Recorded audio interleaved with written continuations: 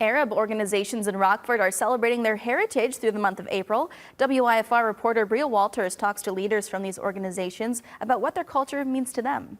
Today I'm discovering that there's a much larger community than I was even aware of. Rockford's Arab community is diverse and strong. Greater Rockford Arab Chamber of Commerce President Mustafa Abdal says the community is growing and thriving with new Arab businesses and residents popping up all over the Forest City. Rockford is a very welcoming community to newcomer immigrants.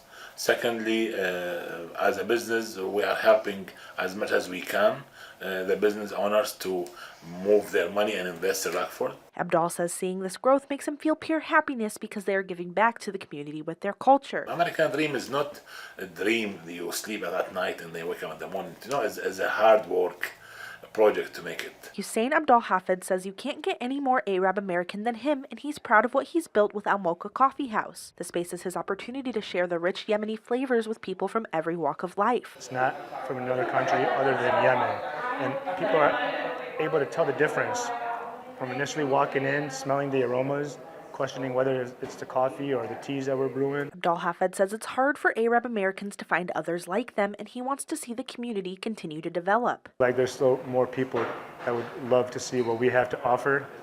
The initial response was great, and I just can't wait. I look forward to the future response and to see if we can just keep this going. In Rockford, Bria Walters, WIFR News.